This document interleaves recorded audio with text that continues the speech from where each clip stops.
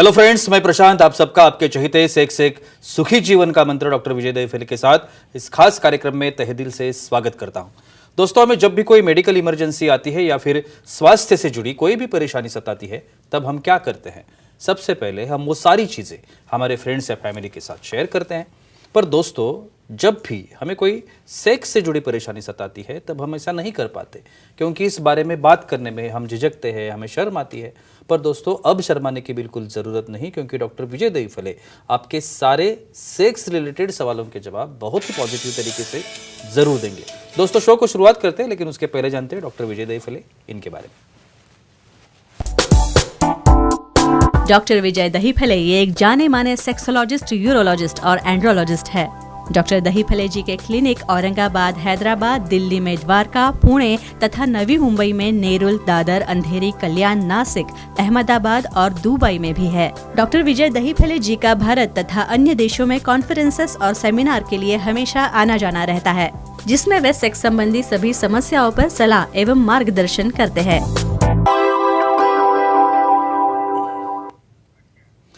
तो चलिए शो को शुरुआत करते हैं। डॉक्टर साहब हमारे साथ है। Sir, welcome to the show. नमस्ते।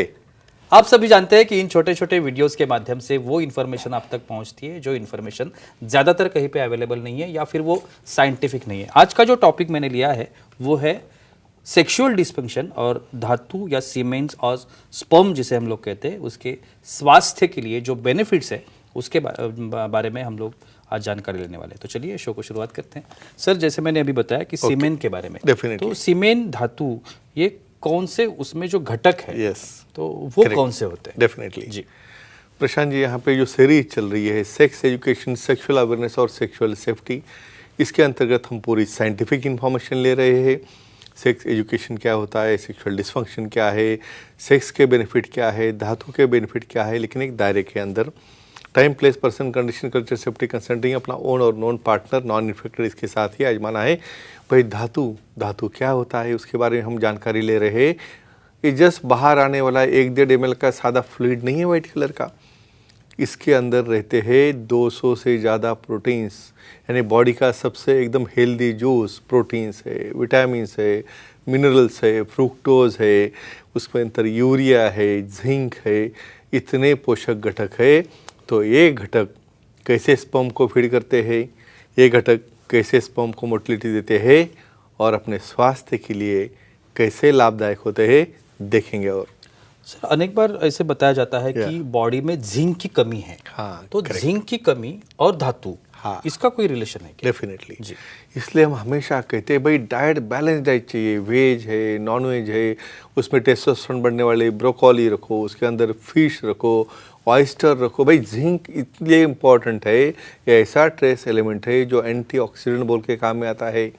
जो सेल्स रहते हैं वो सेल्स का डेवलपमेंट है, सेल्स की ग्रोथ है, डीएनए की हेल्थ है, और बहुत बार हम जो मल्टीप्लिकेशन जो होता है सेल्स का, ये सब चीज़ों को जिंक कंट्रोल करता है। इसलिए फर्टिलिटी बढ़ाने के लिए भी ये काम में आता है। और ये सबसे बड़ा फ़ायदा है जिंक का, यानी जिंक कम होगा तो आपके स्पर्म वीक होंगे, और स्पर्म वीक होंगे तो आपको वंध्यत्व आ सकता है। बिल्कुल सर, हमारे कुछ ऑडियंस भी हमारे साथ है। मनोहर जी है लातूर से, उनका सवाल है। मनोहर जी, पूछिए, क्या सवाल है आपका? सर बोलिए। बोलो। सेमन या धातु का उपयोग बॉडी स्पा में होता है क्या, इसकी जानकारी दीजिए। क्या पढ़ के आते हैं भाई? स्पा में काम में आता है क्या? वेरी गुड, जरूर काम में आता है। लेकिन एक चीज़ ध्यान में रखो फ्रेंड्स, देखो इसके जो एलिमेंट है स्पर्मिडीन, या ऐसा ही कोई सीमेंट निकाल लिया और बॉडी को मसाज चालू किया, ऐसा नहीं रहता है। उसको प्रोसेस करते हैं, उसके अंदर का जो स्पर्मिडीन एलिमेंट सबसे इम्पॉर्टेंट है, और वो काम में आता है स्पा में। जो हर एक कॉस्मेटिक रहता है, जो हर एक बॉडी मसाज के ऑयल्स है, या फेस को या बॉडी को लगाने वाले इंग्रेडिएंट है, उसके अंदर स्पर्मिडीन जो रहता है, वहाँ पे स्किन का टेक्सचर, इवन स्किन का जो इलास्टिसिटी है, कोलेजन डेवलपमेंट है, और डेफिनेटली इसे स्पा में यूज़ करते हैं। लेकिन जिसको प्रोसेस किया हो और जो FDA अप्रूव्ड हो, उसी को ही यूज़ करना है। बिल्कुल सर, बहुत बार ऐसे कहा जाता है कि पुरुषों में धातु का इंजैक्यूलेशन होता है। हाँ। तो ये क्या होता है? राइट, वेरी गुड क्वेश्चन जी। अभी बहुत बार ऐसा सवाल आता है, समझो भाई सीमेंट बाहर निकला ही नहीं तो क्या होता होगा उसका? तो ऐसा होता है वहाँ पे कुछ लोगों को इजैकुलेशन होता है लेकिन वो बाहर नहीं निकलता और रिवर्स दिशा में जाके अपने पेशाब की थैली या ब्लैडर में जाके जमा होता है और बाद में जब वो वाइडिंग करेंगे तब निकलेगा, नहीं तो वहाँ पे ब्लड में जाके और एब्सॉर्ब होता है।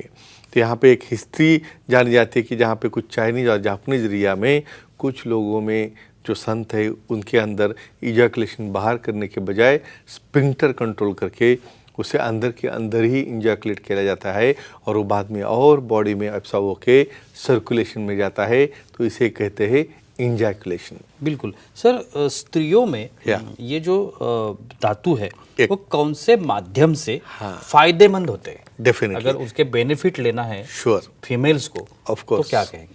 तो इसका साइंटिफिक आंसर यहाँ पे हमें देना है भाई कौन कौन से माध्यम होते हैं। भाई मुखमैथुन होता है, वजाइनल वहाँ पे इंटरकोर्स है, बाद में एनल इंटरकोर्स है। देखो यहाँ पे साइंस क्या कहता है, म्यूकोजा, जहाँ पे ब्लड वेसल है म्यूकोजा है, वहाँ पे एक कंटेंट जो सीमेन के वो एब्सॉर्ब होता है। समझो ये डिपेंड करता है पार्टनर की सम्मति के ऊपर। समझो पार्टनर को ओरल सेक्स पसंद नहीं है तो हम कंपल्शन नहीं कर सकते ओरली वहाँ पे धातु को निगलूट करे, वो भी बहुत हेल्दी रहता है। लेकिन नॉन इन्फेक्टेड होगा तो दूसरा रूट है वजाइनल डिपोजिशन, जहाँ पे वो एब्सॉर्ब होके हार्मोन्स तैयार होके इवन उसका फ़ायदा काफ़ी डिप्रेशन डाउन करने में भी होता है। और तीसरा रूट आता है एनल रूट, लेकिन पार्टनर की कंसेंट और उसके परमिशन से ही हम यूज़ करेंगे तो उसका फ़ायदा अच्छा होता है। बिल्कुल सर, हमारे कुछ फीमेल ऑडियंस भी हमारे साथ है। लेते। त्रिशा जी है चेंबूर मुंबई से, उनका सवाल है। त्रिशा जी पूछिए, क्या सवाल है आपका? Hello sir. बोलिए। बोलो। सर, धातु में शुक्राणु डेड या मृत हो तो प्रेगनेंसी हो सकती है क्या? तो मालूमात दीजिए। ये भी इम्पोर्टेंट चीज है अपने सर। सुखी जीवन का मंत्र का पुस्तक शायद उन्होंने रेफर किया है। बिल्कुल। हमें क्या लगता है भाई वो स्पर्म का पूरा यूनिट हेड है, नेक है, टेल है, ऐसा भागने वाला स्पर्म होगा तो वही काम करता है।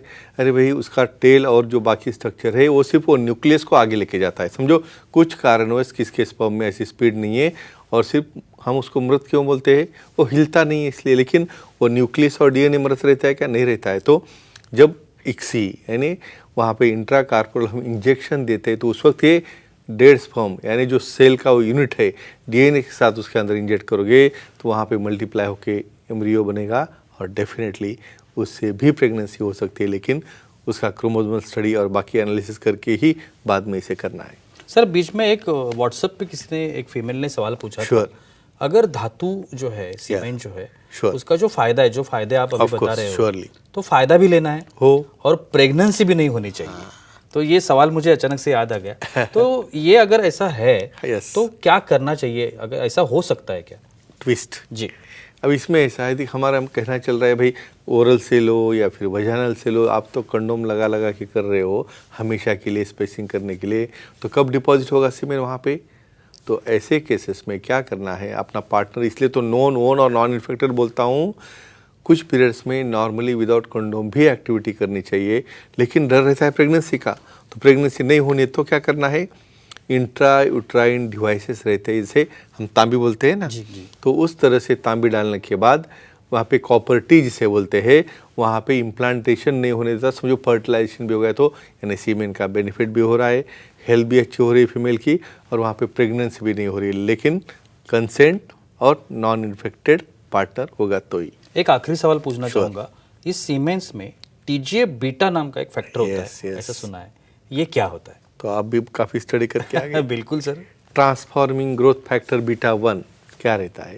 देखो हमारे बॉडी में सेल्स मल्टीप्लाई होना, उसका डीएनए अच्छा बनना या उसके बाद में डेथ होने के बाद उसका रिमूवल करना, ये ट्रांसफॉर्मिंग ग्रोथ फैक्टर जो है क्या करते हैं, अपने बॉडी के सेल्स जब सीमेंट डिपॉजिट होता है तो उसे स्टिमुलेट करते हैं, वजन इलास्टिसिटी आती है, वहाँ पे इन्फेक्शन नहीं होता है, जहाँ पे भी म्यूकोजा है उसके कांटेक्ट में आता है तो एंटीऑक्सीडेंट फीचर की वजह से उसकी हेल्थ बढ़ती है। तो फ्रेंड्स एक ही कहता हूँ, साइंटिफिक इन्फॉर्मेशन हमारी क्लिप से लो और उसका निजी जीवन में प्रयोग करो और अपना लाइफ सुखी करो।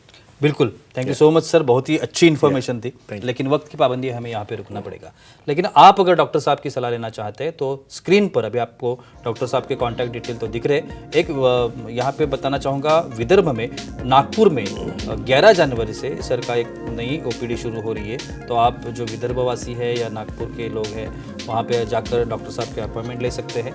नवी मुंबई, खारघर, पलवेन, बेलापुर इस एरिया में रहने वाले जो लोग हैं, मेडिकवर नाम का हॉस्पिटल है, वहाँ पे डॉक्टर साहब की ओपीडी शुरू हो गई है, तो आप वहाँ पे जाके डॉक्टर साहब का कंसल्टेशन ले सकते हैं। बाकी जो रेस्ट ऑफ लोग हैं वहाँ पे एक आपको वेबसाइट दिख रही है www.andrologistvijaydahifale.com। इस वेबसाइट पर जाके आप डॉक्टर साहब का जो नियर बाय कौन सा भी आपका सेंटर है वहाँ पे जाकर आप डॉक्टर साहब के अपॉइंटमेंट ले सकते हैं और बहुत ही पॉजिटिव तरीके से अपने हर एक समस्या का समाधान भी पा सकते हैं। तो चलिए रुकते इस एपिसोड में, अगले एपिसोड में फिर मुलाकात होगी, तब तक के लिए शुक्रिया।